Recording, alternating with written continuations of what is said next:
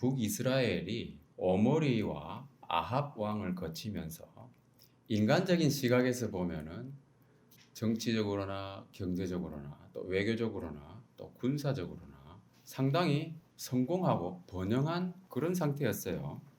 그렇지만 하나님이 보시기에는 여호와 보시기에는 오므리나 이 아합 왕은 가장 악한 왕들이었죠. 이집트의 종살이에서 구원하셔서 백성들과 언약을 맺으시고 또 가나안 땅을 기업으로 주신 분은 바로 여호와 하나님이잖아요. 그런데 이스라엘은 그 하나님을 버렸습니다. 배반했습니다. 그래서 이스라엘은 하나님을 섬기기를 거부했죠. 여로보암이 왕이 된 이후에 금송아지를 만들었잖아요. 그래서 금송아지를 섬겼습니다. 이 금송아지가 너희들을 애굽에서 인도해냈다 이렇게 말하면서 우상 숭배를 시작한 거죠.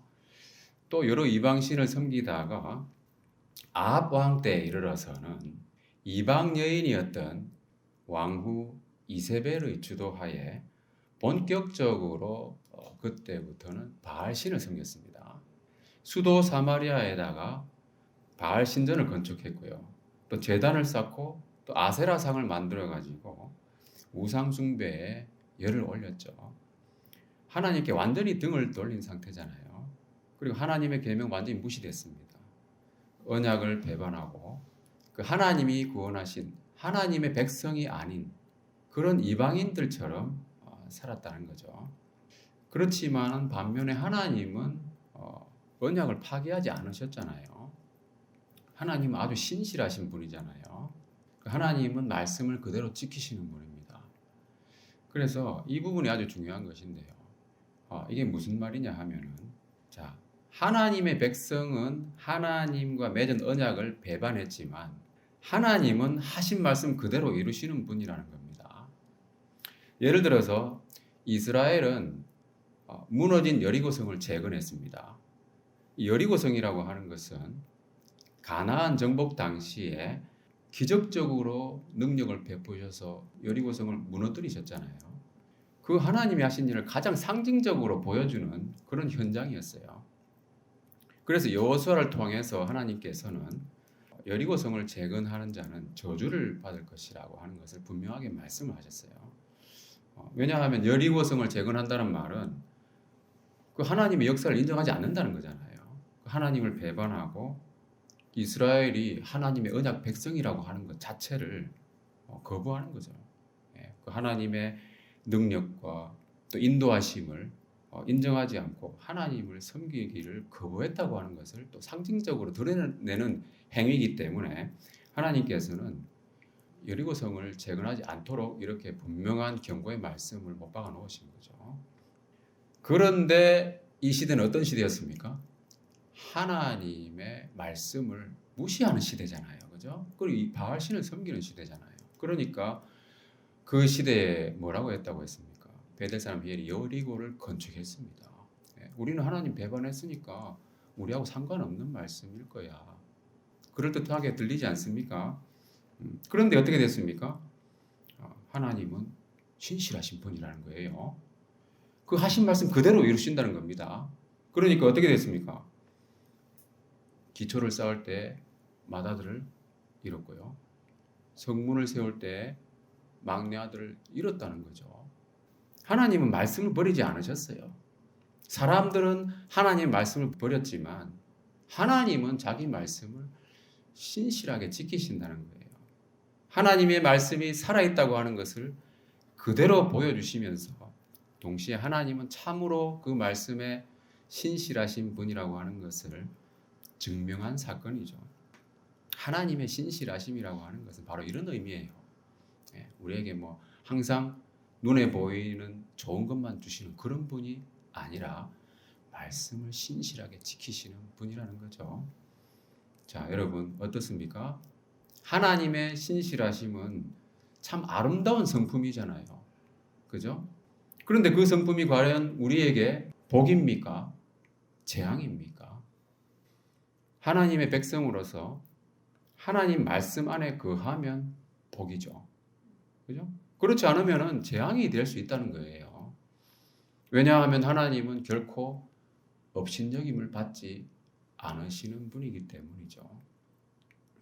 말씀을 그대로 이루시는 분이다. 이것이 바로 하나님의 신실하신 그 성품을 나타내는 그런 의미입니다. 자, 그런데 이런 일이 있고 나서도 이스라엘은 하나님께 돌이키지 않았습니다. 그래서 하나님은 기근을 내리셨어요. 징계를 하시는 거죠. 그리고 구약의 가장 위대한 선지자 엘리야를 보내셔가지고 경고도 하셨습니다. 그리고 엘리야는 갈멜산에서 바알 선지자 450명과 또 대결을 했는데요. 아주 유명한 사건이잖아요. 거기서 여호와께서는 불로 응답하심으로써 살아계신 하나님이심을 분명하게 또 나타내 보이셨습니다. 그래도 이세벨의 충동을 받는 아합 왕은 돌이키지 않았죠. 그래서 하나님은 이번에 또 뭘 하시냐 하면 또 이스라엘을 징벌하시는데요. 이번에는 전쟁을 통한 참상이었습니다. 자, 오늘 본문에 나오잖아요. 아람 왕 벤하닷이 군대를 모아서 이스라엘을 침공했습니다. 오늘 본문에는 벤하닷이 단순히 군대를 모아서 올라가서 사마리아를 에워쌌다고 되어 있잖아요. 근데 그게 그렇게 단순한 문제가 아니죠. 사마리아는 국경 근처에 있는 게 아니잖아요. 그만큼 이 벤하닷의 아람 군대가 압도적인 군사력으로 사마리아 성에 이르기까지 밀어붙인 그런 상황이에요. 거꾸로 이야기하면 이스라엘이 처음부터 사마리아 성에 있으면서 거기만 방어한 것이 아니라 줄곧 아람 군대에 패배하여 수도 사마리아만 남은 거예요. 그걸 생각해야 됩니다. 자, 그러면 나머지 지역은 어떻게 됐겠습니까? 군대가 밀어닥친 곳은 뭐 설명하지 않아도 불을 보듯 뻔하지 않겠습니까? 지금은 그나마 뭐 전쟁법도 있고 국제법도 있고 인권도 뭐 이야기하잖아요. 언론도 있고, 그죠? 그 당시에는 그런 게 없잖아요.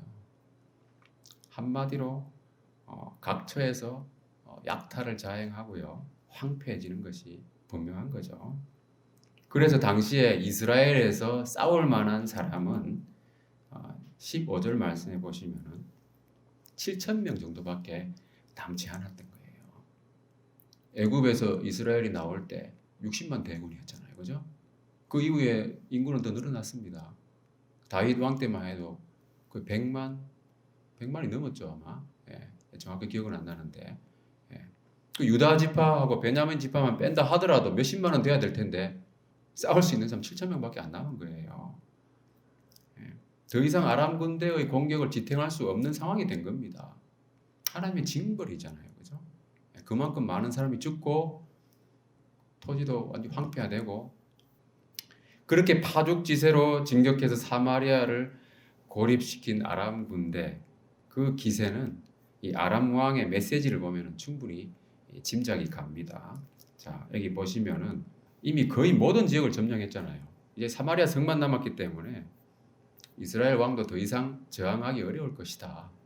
그래서 항복을 권하는 떠보는 이렇게 메시지를 보낸 거죠. 그랬던 이스라엘 왕은 어떻게 합니까? 아람 왕을 내주 왕이여 주로 부르면서 굴욕적인 그 요구에도 거절하지 못하는 그런 상황이었습니다. 벤하닷을 섬기면서 종신국이 되어서라도 살아남겠다. 종신국이 되어서 조공 바치는 그런 관계는 많이 있잖아요. 그죠? 그렇게 하겠다는 그런 의미죠. 다시 말하면 세상 나라를 섬기기로 결정한 겁니다. 네, 그런데 이 말을 들은 벤하닷은 실제로 신하들을 보내가지고 다 가져갈 테니까 넘기라고 하는 거잖아요. 그러니까 거의 절망적인 상황에 이르는 거죠. 사마리아까지 밀어닥칠 때까지 계속 이기기만 했을 거 아닙니까? 그죠? 너무나 무기력하게 무너지는 이스라엘 군대의 모습을 봤을 겁니다. 하나님이 안 도와주셨으니까 그때는 하나님의 징벌의 과정 중에 하나였기 때문에 이스라엘은 철저하게 유린당하는 거죠. 그래서 사마리아 성만 남은 거잖아요. 그러니까 이 벤하닷이라는 이 사람도 이렇게 약한가? 그러니까 이제 술 마시면서 이제 사신이를 보내면서 메시지 대결을 하는 거죠. 근데 이제 너무 이 요구 사항이 아합 왕이 생각하기에도 너무 무리한 요구를 이렇게 벤하닷이 한 거죠. 이렇게까지 말하자면 벤하닷이 이스라엘을 깔봤다는 거잖아요. 예.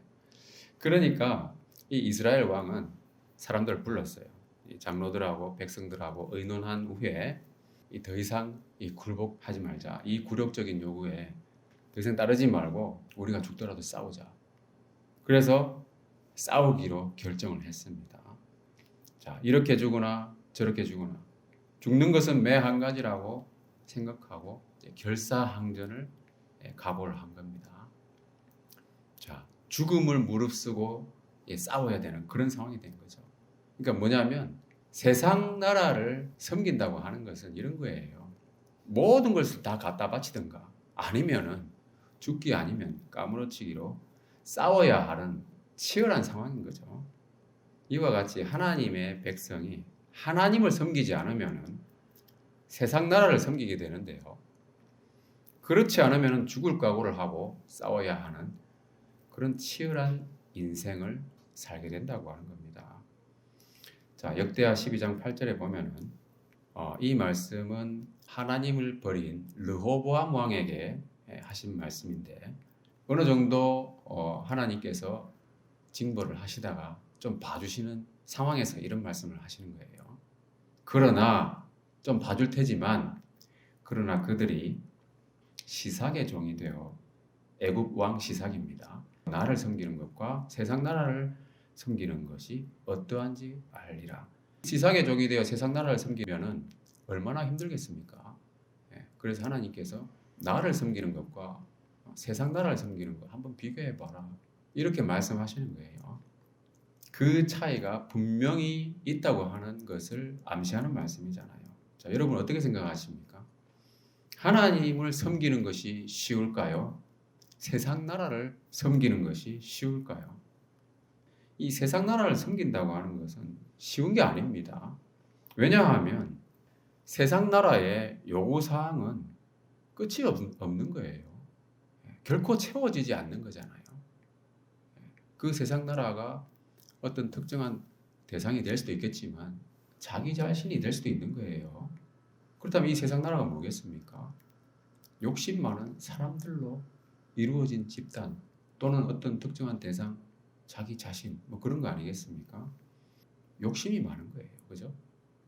그러니까 벤하닷도 이런 말을 하잖아요. 사마리아의 부스러진 것이 나를 따르는 백성의 무리의 손에 채우기에 족할 것 같으면 이런 말을 하잖아요. 과장된 표현을 쓴 것이긴 하지만 자, 이게 바로 세상 나라의 상태를 가장 잘 나타내는 말이라고 할 수 있는 겁니다. 족하지 않다는 거잖아요. 항상 부족하다는 거예요. 그들의 탐욕은 끝이 없는 거죠. 세상 나라를 섬긴다는 것은 그 탐욕을 채우는데 기여해야 된다는 겁니다. 이게 쉬운 일이 아니잖아요. 무리를 하게 되고 자기뿐만 아니라 다른 사람들까지도 착취를 당하게 된다는 거예요.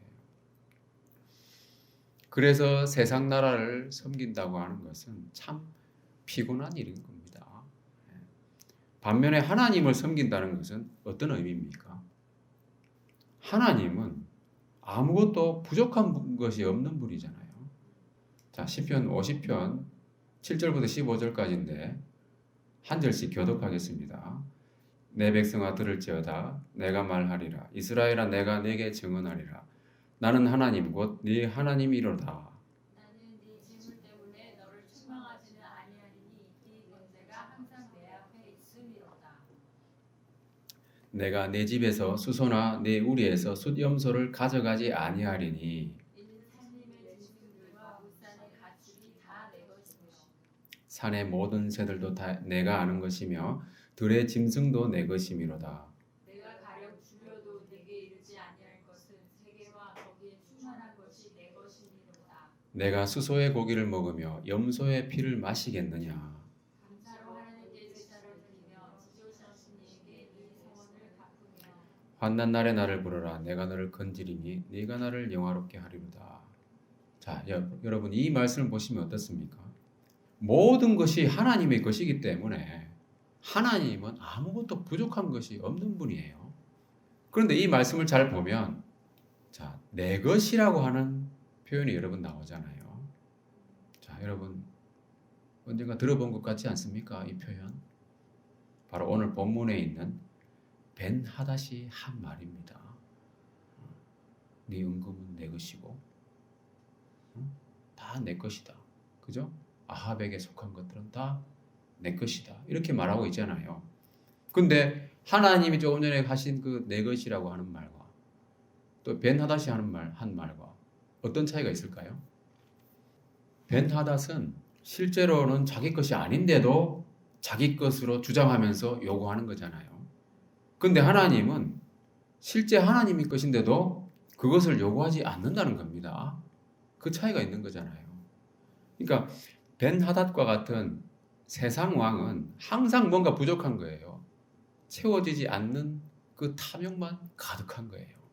그렇지만 하나님은 아무것도 부족함이 없는 충만한 분이라는 겁니다. 그래서 하나님이 요구하시는 것이 뭡니까? 주신 은혜에 감사하고, 그죠? 서원을 갚고 하나님을 부르라는 거예요. 어떻습니까, 여러분? 하나님을 섬기기가 훨씬 쉽지 않습니까? 그래서 하나님을 섬기는 삶으로 돌아와야 되는 거예요. 지금까지 살펴본 것처럼 하나님은 부족함이 전혀 없는 충만하신 분이기 때문이죠. 자, 요한복음 1장 16절에 보면은 우리가 다 그의 충만한 데서 받으니 은혜 위에 은혜로라.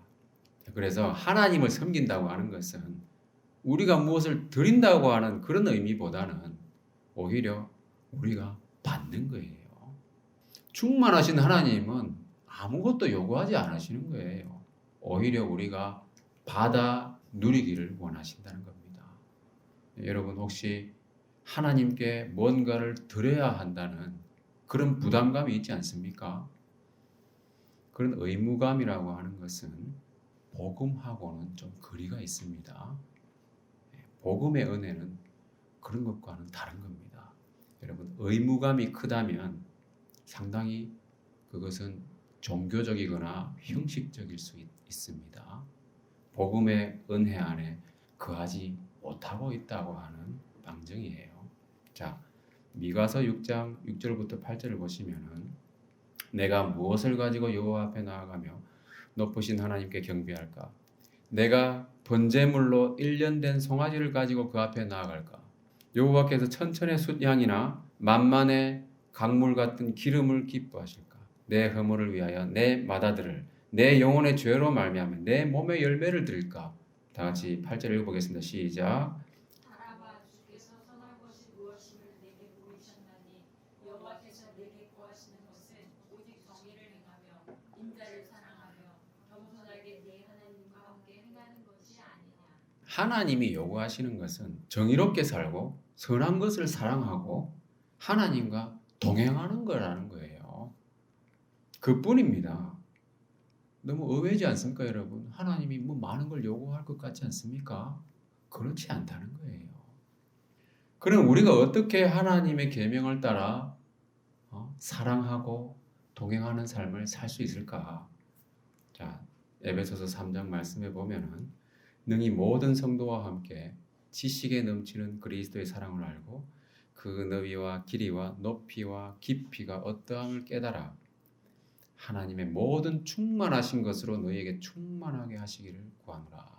사도 바울이 이렇게 기도하고 있습니다. 사도 바울은 뭐 행해라 행해라 뒤에는 그런 말이 좀 나오긴 합니다만은 그 모든 믿음 생활 하는 데 있어서 원동력은 뭐냐 하면은 하나님의 사랑이라는 거예요. 충만하신 하나님의 사랑, 지식에 넘치는 그리스도의 사랑을 깨달아야 된다는 겁니다. 그래야만 힘이 생기는 거예요. 자, 그 사랑은 어떤 사랑입니까? 다 같이 로마서 말씀 시작. 의인을 위하여 죽는 자가 쉽지 않고 선인을 위하여 용감히 죽는 자가 꼭 있거니와 우리가 아직 죄인 되었을 때 그리스도께서 우리를 위하여 죽으심으로 하나님께서 우리에 대한 자기의 사랑을 확증하셨느니라. 네, 하나님의 사랑은 어떤 사랑입니까? 의인도 아닌 선인도 아닌 죄인이 나를 위해 죽으신 그 예수님의 사랑이잖아요.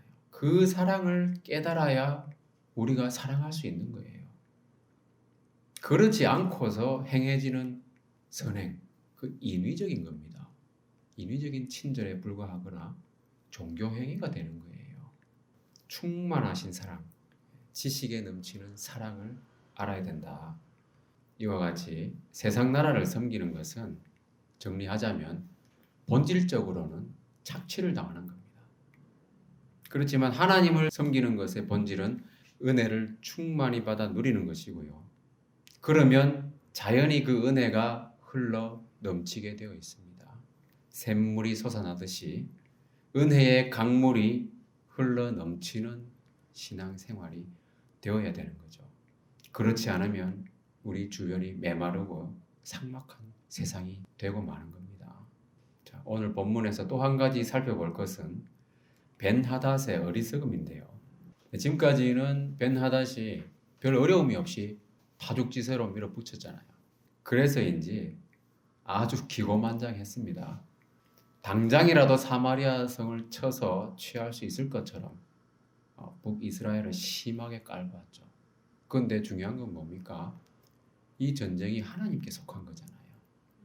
하나님이 지금까지 이스라엘을 징벌하시는 과정에서 벤하닷에게 붙여주신 거예요. 나머지 부분들을. 그리고 이 사마리아 성은 하나님이 지키고 계신 거예요. 근데 이 벤하닷은 그걸 모르잖아요. 그러니까 욕심이 더 생기고 아주 교만해지고 적당한 선에서 멈출 줄 아는 그런 지혜가 없었던 거죠. 근데 이 상황 전체적으로 하나님께서 주관하고 계시기 때문에 아마 그랬을 거예요. 근데 벤하닷은 그런 지혜가 없었고 오히려 교만과 불만족의 극치를 보여줬습니다. 자, 2절하고 5절 말씀에 보면은 벤하닷이 이르되 벤하닷이 이르노라. 자기가 뭔데 그렇게 말합니까? 하나님이 말씀하시는 것처럼 그렇게 말하고 있지 않습니까?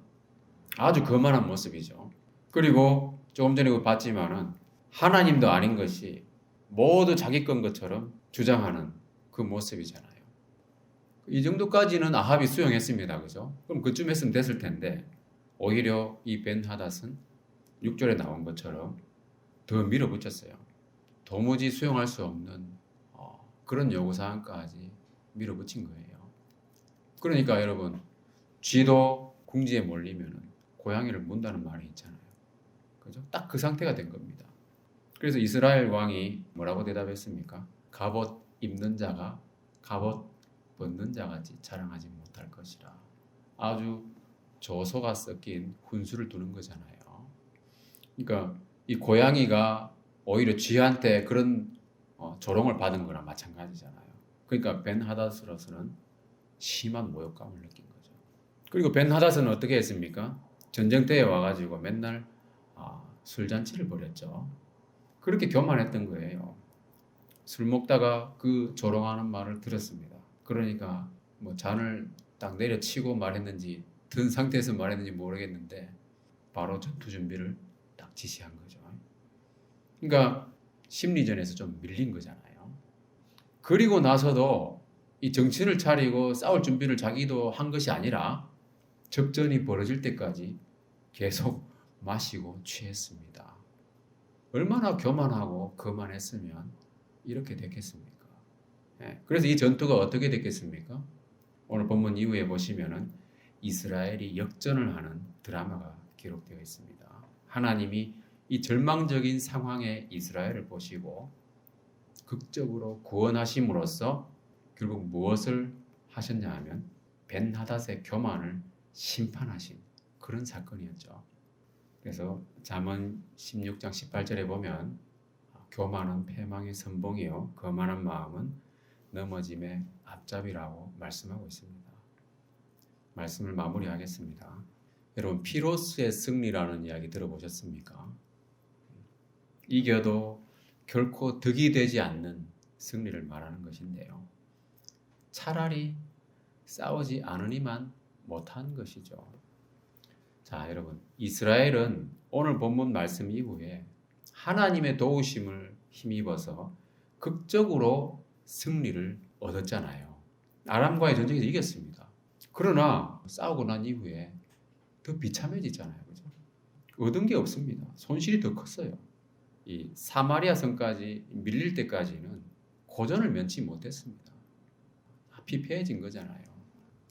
그런데 한 가지 소득이 뭡니까? 하나님이 이 전쟁을 이기게 하신 이유가 여기 나와 있잖아요. 예, 오늘 본문에 바로 다음 절에 나오는 건데요. 여호와의 말씀이 네가 이 큰 무리를 보느냐? 내가 오늘 그들을 내 손에 넘기리니 너는 내가 여호와인 줄을 알리라. 이렇게 말씀하신 거예요. 그러니까 하나님께서는 이스라엘이 마음을 돌이킬 수 있도록 모든 상황과 여건을 조성하시고 마지막에는 이렇게 구원을 하신 겁니다. 그죠? 그러니까는 아합이 선지자가 이렇게 전한 메시지를 듣고 또 실제로 또 나중에 이겼잖아요. 그러니까 하나님이 정말 살아계시고 여호와 하나님이 진짜 하나님이시구나. 이거를 알게 된 거잖아요. 그죠? 그게 엄청난 소득이라는 거예요. 모든 것을 다 잃을지언정. 그렇지 않습니까? 하나님을 아는 것이 가장 큰 소득이라는 거예요. 그런데 여러분, 하나님을 알기 위해서 그렇게 많은 값을 치러야만 했는가 하는 거죠.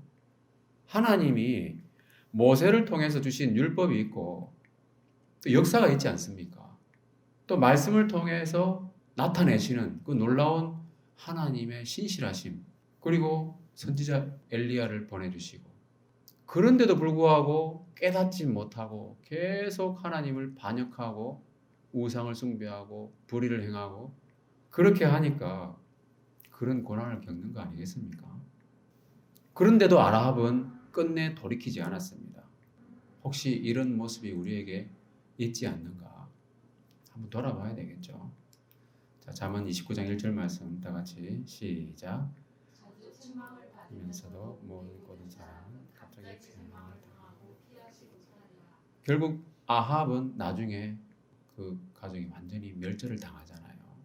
자, 하나님이 다른 그런 징벌적인 도구를 쓰시기 전에 하나님을 섬기는 삶으로 돌이키길 바랍니다. 하나님의 말씀을 귀 기울여서 잘 듣고 겸손히 순종하는 우리 모두가 되어야 되겠죠. 그리하여 치열한 그 인생살이 속에서가 아니라 세상 나라를 섬긴다고 하는 것은 정말 치열한 거잖아요.